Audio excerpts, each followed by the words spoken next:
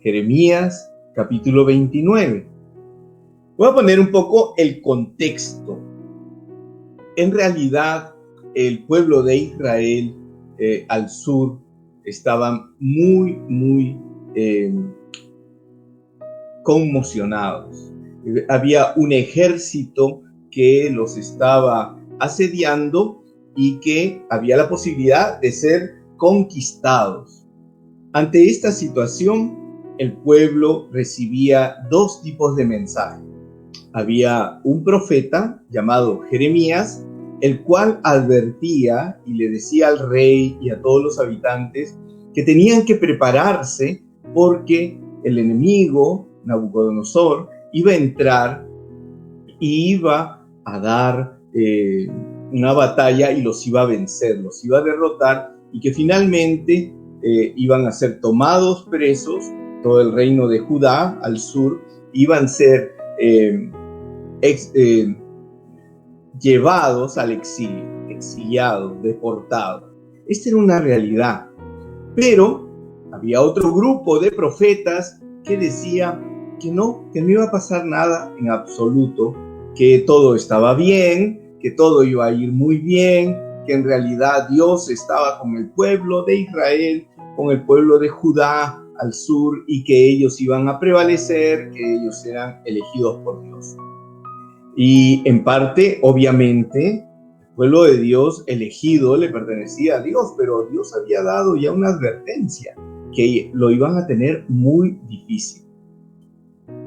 Habían entonces falsos profetas y profetas enviados por Dios, uno solo. Al final se ve la confrontación.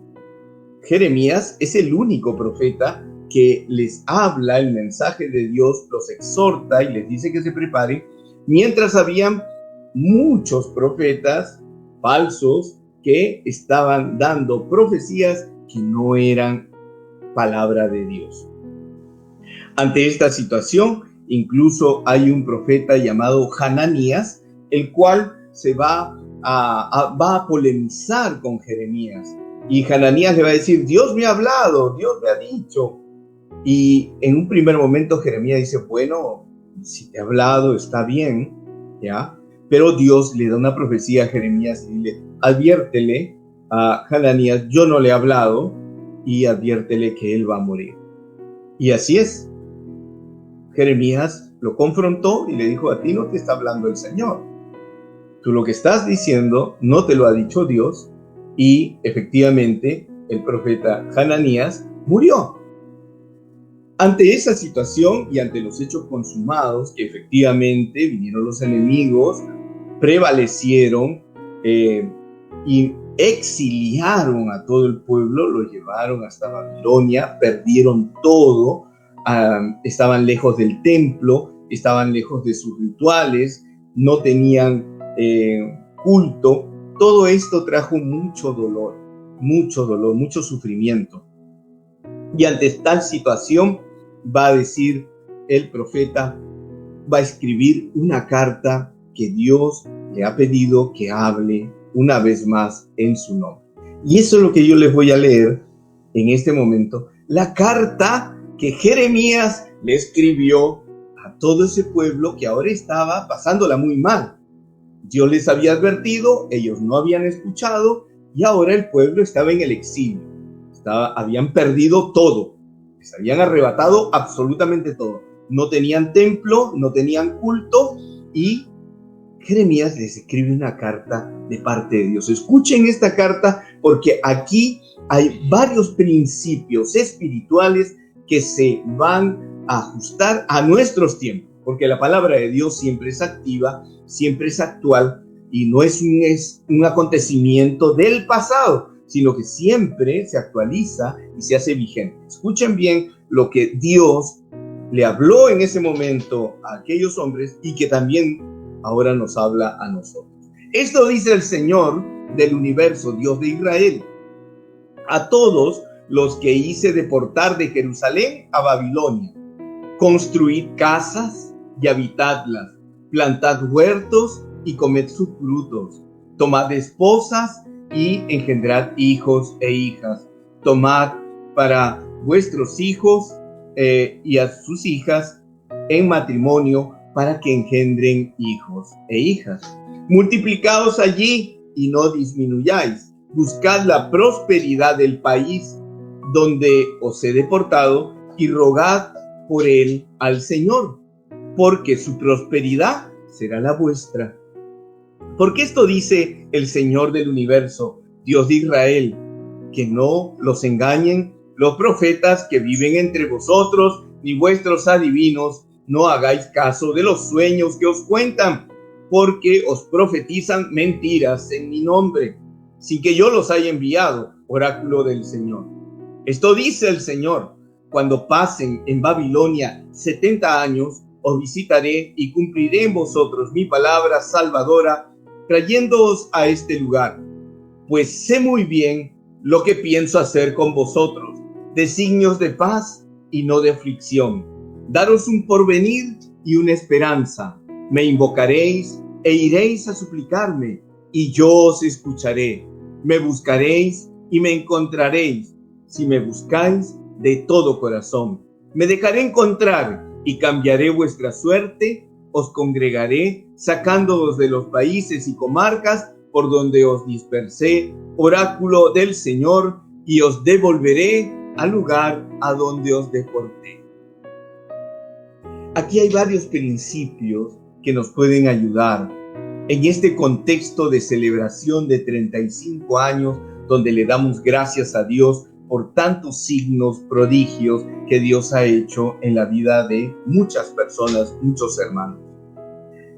Dice la palabra, el Señor exhorta a los habitantes que han sido deportados, dice, tengan hijos, construyan casas. Miren, la gran tentación que tenía aquel pueblo era decir, queremos regresar a Jerusalén, queremos hacer lo que hacíamos antes, queremos retomar nuestra vida de antes, pero Dios les dice, no es tiempo de mirar hacia atrás lo que han perdido, es tiempo de empezar a trabajar, a construir, a empezar a tener una nueva vida a partir de hoy en adelante. Miren qué valioso, qué hermoso consejo de Dios. Y es que todos nosotros, las personas, los seres humanos, tenemos esta gran tentación de querer anhelar lo que ya pasó, lo que ya fue.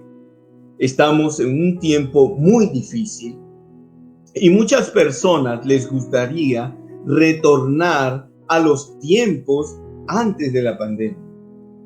Quisiéramos estar en el 2019 y no en el 2021, porque prácticamente el 2020 fue muy caótico.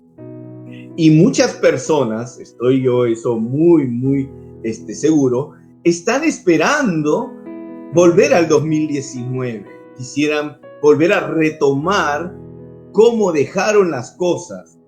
Pero queridos hermanos, son tiempos nuevos, el mundo ha cambiado. Escuchaba un sacerdote con mucha sabiduría, decía esto. Decía, muchos quieren volver a la normalidad.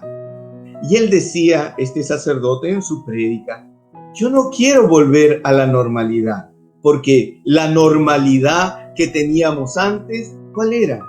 Indiferencia, egoísmo, consumismo, cada uno estaba en lo suyo, mucha gente incluso ni siquiera invocaba a Dios, muchas personas estaban en su propio mundo, en su propia burbuja, en un mundo lleno de resentimiento, de resistencia a Dios, de rechazo a Dios. Y este sacerdote decía, ¿quieren volver a la normalidad, a lo que había antes?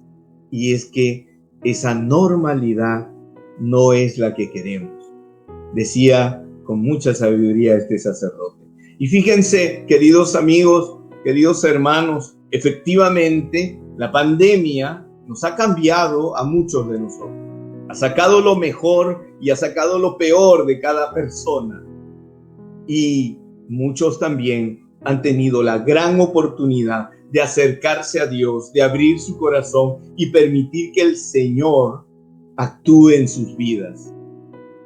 Mucha gente que nunca nos hubiésemos imaginado que iban a pisar una iglesia, un templo, que nunca iban a asistir a un grupo, comunidad, que nunca iban a realizar un rosario o a tener una vida espiritual activa. Y sin embargo, esta pandemia hizo que nuestro orgullo, nuestra autosuficiencia se derrumbara, se quebrara, y muchos hemos buscado a Dios y hemos sido lo suficientemente humildes para decir: Dios, ayuda. Esa normalidad que había antes era una normalidad de un corazón de piedra, cerrado, indiferente, y que estaba más pensando en dinero, en poder y en placer, más que en hacer la voluntad de Dios. ¿Se da cuenta usted, querido hermano, querida hermana, cuánto hemos avanzado? Porque podemos ver esta situación que tenemos de dos maneras. Podemos ver pesimistamente y decir: mira todo lo que hemos perdido, o verlo con fe, con esperanza, con una visión trascendente, con una visión de Dios que dice: mira cuánto podemos hacer, cuánto podemos lograr en el nombre de Dios. Y el pueblo de Israel había sido despojado del culto y del templo, como ahora nos está pasando a nosotros, que tal vez no tenemos la oportunidad de acercarnos, de participar de una comunidad, de un grupo. No podemos estar presencialmente, pero se ha abierto una ventana virtual poderosa, maravillosa. Nos hemos visto obligados a salir por medio de las redes sociales y alcanzar a muchas personas. Entonces lo que se constituía en un obstáculo se volvió en una oportunidad para aquellos que tienen fe y que tienen esperanza y que creen realmente en el poder de Dios. Son tiempos nuevos, son tiempos que nos retan, son tiempos para empezar a cambiar nuestra manera de pensar. San Pablo nos advierte que tenemos que cambiar nuestra manera de pensar, ser renovados, porque esto es renovación carismática, renovarnos constantemente. No podemos por tal motivo estar anclados al pasado, esperando retomar lo que hacíamos antes. Y fíjense qué grave puede ser esto, que incluso podríamos estar con una gran tentación de querer hacer las cosas como las hacíamos hace 20 años atrás, hace 30 años atrás, o hace 40 años atrás, o hace 35 años atrás. Y yo les quiero exhortar, queridos hermanos, en el nombre del Señor, con mucha fe, con mucha esperanza, que Dios está buscándonos, nos está llamando, no para lamentarnos por lo que no tenemos, sino para trabajar hoy en las circunstancias que nos tocan vivir. Dice el Señor a todos estos pobladores: construyan casas, vivan en ellas, cásense, tengan hijos y que sus hijos les den nietos. Tengan una vida en este momento. No se queden anclados, llorando, anhelando, lamentándose por lo que perdieron, porque esa no es una actitud de fe, esa no es una actitud de un cristiano. Un verdadero cristiano dice: me tocó vivir esta situación, estoy en este momento y me lanzo en pos de la voluntad de Dios y me lanzo hacia adelante para proclamar la palabra de Dios. Y dice más aún, versículo 7, escuche bien, subraye esta cita bíblica, póngala en un cartel en su habitación. Esta es una semilla de fe poderosa. Jeremías 29:7. Buscad la prosperidad del país a donde os he deportado y rogad al Señor por ellos, porque la prosperidad de ellos será vuestra prosperidad. Hermanos, Miren lo que Dios les está pidiendo a estos hombres que han sido despojados de todo, han sido exiliados, están llevados presos, les han quitado todo, los babilonios. Ellos vienen a ser sus verdugos. Pero ¿qué le dice Dios? Miren, busquen la prosperidad del país a donde los he llevado. ¿No les parece sorprendente lo que Dios está pidiéndoles a ellos? La mentalidad de muchos seres humanos sería: vamos a estar en este país y vamos a sabotear el trabajo, vamos a poner trabas, vamos a poner dificultades, no vamos a dejar que este país que nos ha sometido, que nos ha doblegado, que nos ha quitado todo, prospere. Vamos a dañarlos, esa va a ser nuestra venganza. Y esto es la reacción natural que muchas personas tienen cuando pierden algo, cuando ellos ya no tienen el control, cuando ellos ya no son los que manejan la situación. Vean ustedes en todo nivel, a nivel profesional, a nivel académico, a nivel social, en nuestra política, como vemos, si un candidato gana y el otro no, fíjense, en lugar de sumarse, en lugar de ayudar, porque el bien de un gobierno es el bien de todos los peruanos. En lugar de hacer eso, ponen trabas, más trabas, y quienes se perjudican son los ciudadanos.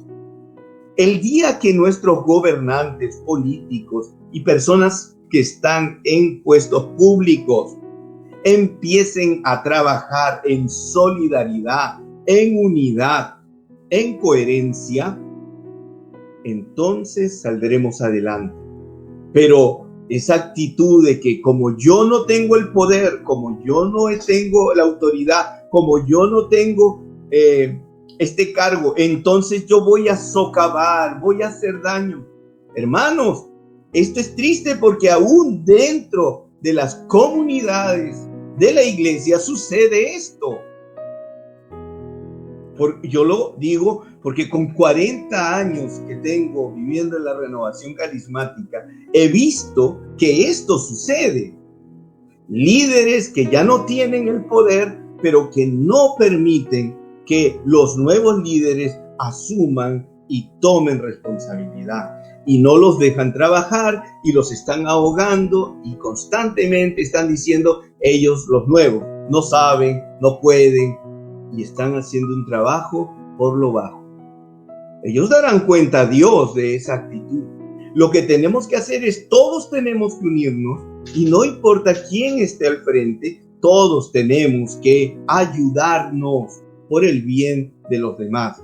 Dios le dice: busca la prosperidad del país a donde os he deportado. Haz que ellos prosperen. Claro, esa es la actitud del cristiano. Yo te doy lo mejor de mí, mis mejores intenciones, mi tiempo, mi cariño, mi aprecio, para que este proyecto salga adelante. No te pongo trabas. Alguna vez escuché esta frase que es muy triste y es muy fea, que ustedes la conocen. El peor enemigo de un peruano es otro peruano. Esa frase me parece muy, muy triste, porque eso indica una decadencia moral, ética, espiritual, un carcinoma, un cáncer social que tenemos nosotros como ciudadanos.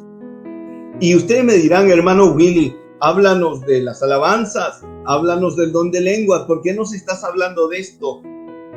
Les hablo de esto porque es muy importante que el Señor nos está pidiendo que donde nos toca estar ahora, en este momento histórico, tenemos que sembrar para el futuro.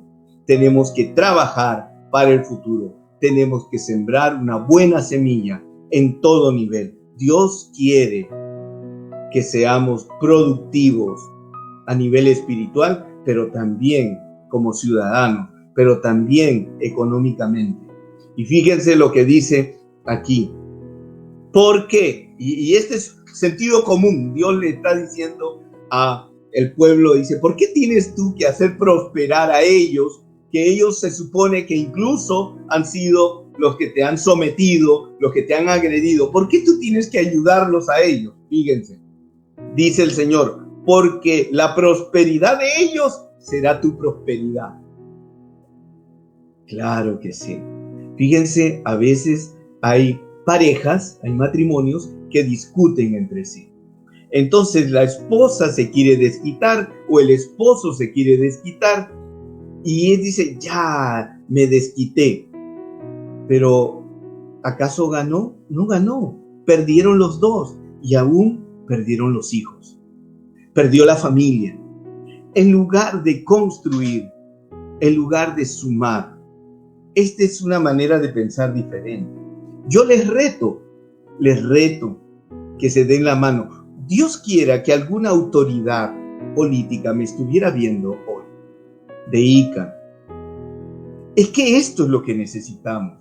Y si tú estás viendo este mensaje, es porque el Señor te está dando una oportunidad, porque está en tus manos hacer algo. Todos podemos hacer algo. Un joven, una jovencita en un grupo, claro que puede hacer. Les decía el otro día a los jóvenes, si estás en la universidad, en el instituto, no te copies. Si estás en tu trabajo, no llegues tarde. Cumple con tu deber. Paga tus impuestos. No hagas trampa. No seas mentirosa, mentiroso. Ayuda a mejorar la sociedad. Porque la prosperidad de donde trabajamos es la prosperidad de todos. El sabotaje no viene de Dios. Dios hizo un plan perfecto para nosotros. ¿Y cuál fue la actitud de Satanás? El sabotaje. Cuidado, que Dios nos advierte a través de su palabra el día de hoy.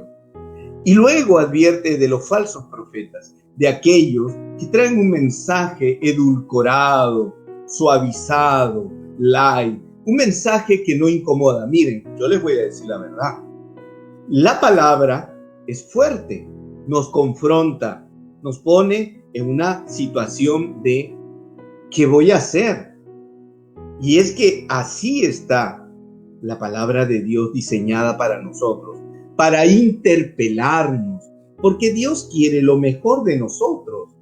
No es que yo escucho la palabra y queda neutra. Yo escucho la palabra y digo, bueno, ese mensaje no es para mí, es para mi suegra, es para mi hermana, es para mi vecino, es para el líder, para mí no es.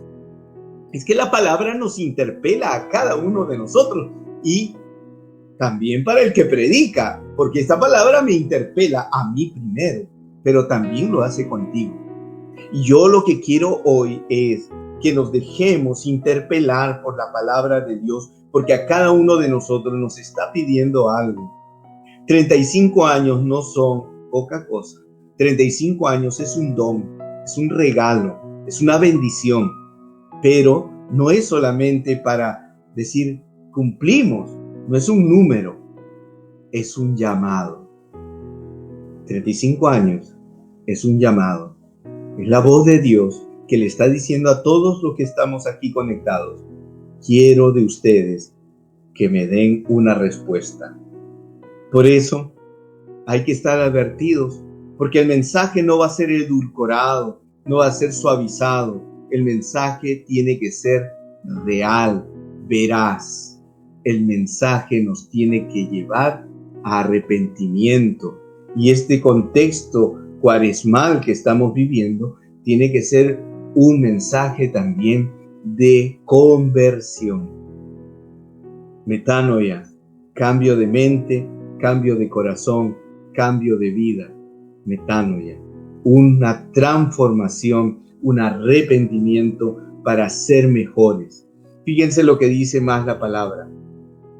Cuando pasen 70 años os visitaré. 70 años es mucho tiempo. Prácticamente son 2 generaciones. Dios está advirtiendo que tienen el pueblo que hacer un trabajo, tienen que mirar el presente y proyectar el futuro, pero Dios va a intervenir. Dios se ha comprometido, Él no nos va a abandonar, pero Él también necesita que tú y yo nos comprometamos, que tú y yo hagamos lo que tengamos que hacer. Y Dios te lo pide. Dios te necesita a ti. Donde quiera que estés, mira, cuidado, no se necesita tener un cargo, ostentar un cargo para servir a Dios o para sentir que estamos trabajando para Dios. El mejor servicio a Dios es la fidelidad, la comunión con Él. Si estamos en comunión con Dios, sinceramente, estamos haciendo su perfecta y santa voluntad. Y luego Dios abrirá otras puertas. Por eso dice, yo los voy a visitar. Y aquí viene esta maravillosa profecía, esta maravillosa promesa de Dios. Dice, yo sé muy bien lo que pienso hacer con ustedes. Dios sabe. Es que Dios no está improvisando. Escúcheme, Dios no está improvisando. Hay un plan perfecto de Dios que se está ejecutando, que nos está cuidando. Todo lo que Dios ha proyectado prevalecerá. Ni el infierno, ni las fuerzas humanas podrán contra la voluntad perfecta de Dios. Esa es mi esperanza, en el tiempo que Él lo designe. Pero tú y yo tenemos que trabajar cada día. Por eso dice, esto es lo que yo pienso hacer.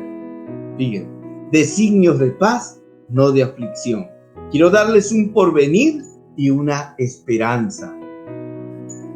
Porque Dios nos da esperanza. Por eso le dice a aquellos hombres y mujeres que la están pasando mal, que son extranjeros, que han sido despojados de todo, le dice, tengan hijos. Porque no hay nada más esperanzador que tener familia, que procrear, que dejar descendientes, porque quiere decir que yo tengo esperanza en el futuro. Tengan espiritualmente, ahora lo digo, muchos hijos, Grupo Getsemaní. Tengan tantos hijos espirituales como puedan tenerlos. Engendren hijos espirituales, que acá sí, todos pueden hacerlo. Todos pueden llevar esta buena nueva. Dios nos da esperanza. Nada nos va a impedir poder sembrar la alegre noticia. Y por eso en el versículo 12 dice, me van a invocar, me van a ir a suplicar y yo los voy a escuchar. Es que cada plegaria que tú y yo pronunciamos, Dios no la deja en el aire, no la deja sin respuesta. Cada plegaria que tú y yo realizamos, Dios la responde, siempre. Claro, a veces yo le puedo decir, Señor, quisiera ganarme la lotería, el premio mayor, y no hay premio mayor. Ya me dio la respuesta a Dios. Así no vas a arreglar los problemas que tú tienes. Tu problema no es económico, tu problema está en tu corazón. Señor, quisiera casarme, pero yo ya tengo algunos años y se me está yendo el tren, dicen algunos. Es que tu problema no es casarte, tu problema está en tu corazón, en tus emociones, en cómo llevas tu sexualidad, en que tal vez tienes demasiadas heridas y aún no vas a poder relacionarte y hacer feliz a la otra persona. Entonces, Dios responde siempre las oraciones, pero no siempre como tú y yo queremos, pero las responde. Pero la respuesta de Dios siempre será la mejor. Por eso dice en el versículo 13, me buscaréis y me van a encontrar. Dios no se va a hacer el difícil, Dios se deja encontrar de todos nosotros cuando le buscamos. Pero hay una condición, dice Dios. Ahí está, en el versículo 13. Si me buscas de todo corazón. ¿Realmente buscamos a Dios de todo corazón? ¿Realmente queremos que Dios sea el que gobierne nuestra vida? En 35 años, todas las personas, los antiguos líderes que han estado en esta comunidad, ¿realmente de todo corazón quieren hacer solo la voluntad de Dios? ¿O muchas veces nuestra carne ha prevalecido, nuestra debilidad? Y lo que es más triste, que no hemos podido reconocer que nos hemos equivocado. Porque, queridos hermanos, yo me alegro por los 35 años y me alegro con todos mis hermanos, sobre todo los fundadores. Qué bendición y qué alegría. Pero también 35 años son un tiempo para evaluar, un tiempo para reflexionar, un tiempo para pedir perdón, un tiempo para decir, hay cosas que no hice bien y que tal vez tuve que entregarme más, confiar más. Tal vez me guardé muchas cosas para mí y no las compartí del todo. Perdóname, Señor, pero ahora voy a retomar, voy a trabajar. Hay una nueva generación. Yo veo a los jóvenes de Getsemaní, jóvenes bellos y maravillosos, y yo me siento tan feliz de predicar, de estar cerca de todos ustedes, queridos jóvenes. Qué alegría inmensa en mi corazón al verlos alabar a Dios, al ver sus corazones, al ver que quieren seguir al Maestro, seguir a Dios. No se dejen intimidar por lo que va a venir en el futuro. No se dejen, no se amilanen, no se disminuyan. Cobran fuerza, cobran valentía, con esperanza, con fe. Pero ¿saben cuál es el secreto? Dice el Señor que Él nos va a escuchar si nosotros de todo corazón se lo vamos a pedir. Entonces la clave está que seas honesta, honesto, íntegra, íntegro, que de verdad, sinceramente, quieras pertenecerle 100% a Dios. Y esto no lo estoy diciendo para que tú seas sacerdote o monja. Un laico tiene que ser 100% consagrado a Dios.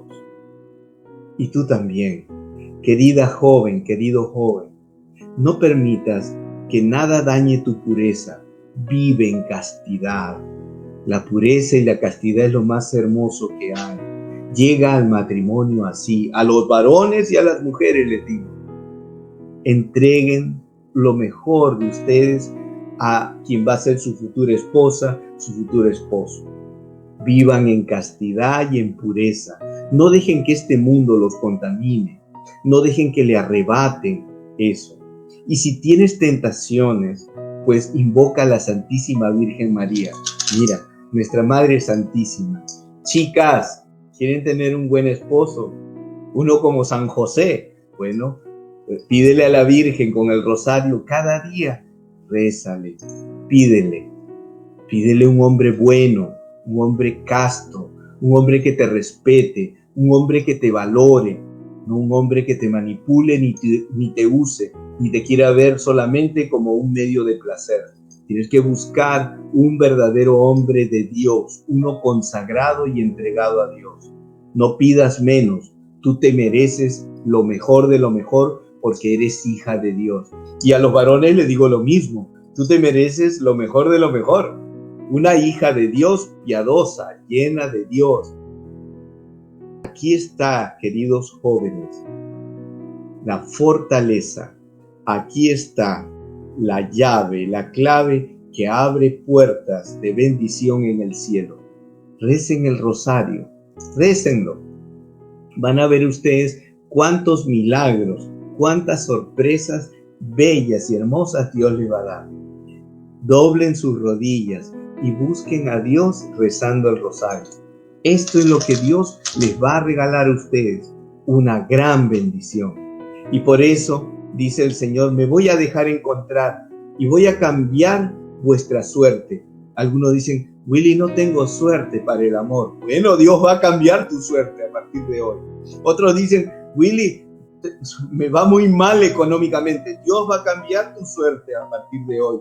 Willy, es que tengo tantos problemas.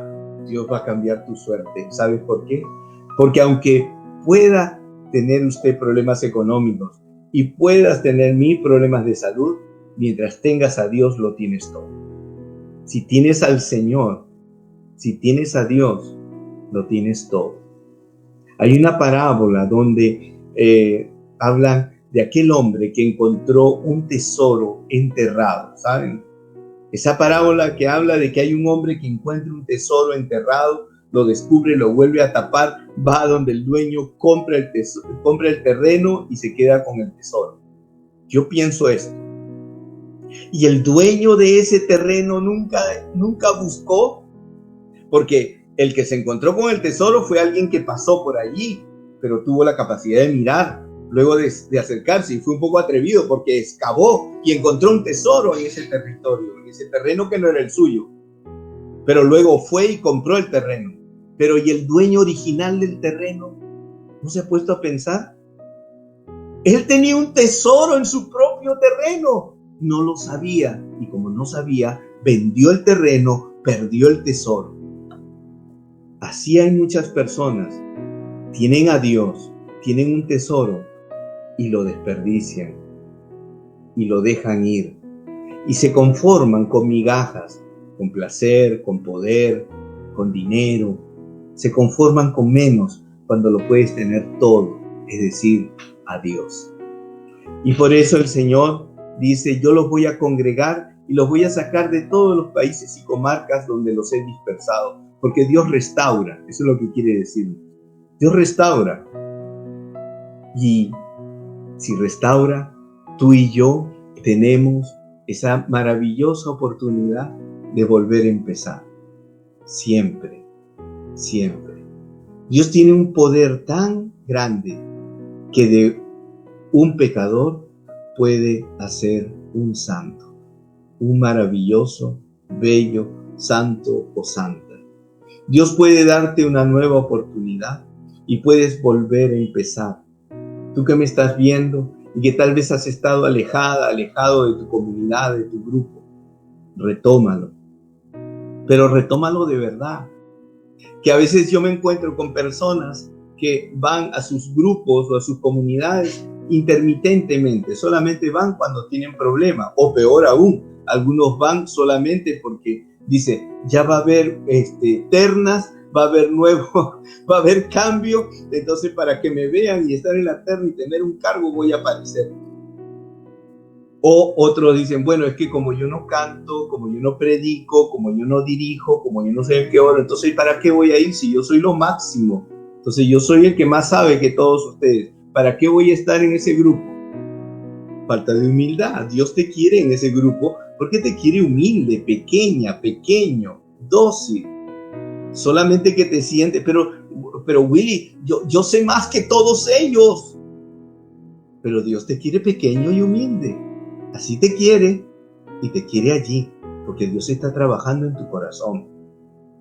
Y cuando tú seas capaz de perseverar en tu comunidad virtual en este momento, entonces podremos decir que eres fiel a Dios, que realmente amas a Dios. Porque no basta decir, Señor, Señor, si no hacemos la voluntad del Padre. Yo puedo haber sido bautizado el día que nací, puedo haber hecho la primera comunión a los 5 años y la confirmación a los 10 años, y puedo tener todos los sacramentos, y puedo tener no sé cuántos pergaminos, estudios, diplomas de haber estudiado Biblia y cosas, pero si yo no tengo esa capacidad de perseverar en mi comunidad y solamente voy de vez en cuando, sinceramente no estamos diciendo que amamos a Dios de verdad. Ahora, si obviamente usted trabaja en ese mismo horario que se reúnen, es diferente. Pero si puede reunirse, si puede perseverar en una comunidad, debe de hacerlo. Porque es la única manera de crecer. Son 4 cosas que la renovación nos enseñó. Orar todos los días, leer su palabra todos los días, recibir los sacramentos, confesión y Eucaristía, y participar de una comunidad o grupo de manera perseverante, no intermitente. Algunos van solamente una vez al mes para hacer el saludo y ya nunca más se lo ve. 4 cosas. Oración todos los días, la palabra de Dios todos los días, sacramentos, confesión, Eucaristía principalmente, y participar de tu comunidad. 35 años que Dios quiere hacer algo hermoso y bello para ustedes. Yo quiero invitarles a orar, a primero darle gracias a Dios y luego a pedirle la fuerza para perseverar. Ánimo, hermanos queridos. Si las cosas se ponen difíciles, no es tiempo para anhelar retroceder, sino vamos a trabajar, a ponernos de la mano de Dios pilas y a trabajar para Dios y hacer muchos hijos espirituales para la gloria de Dios.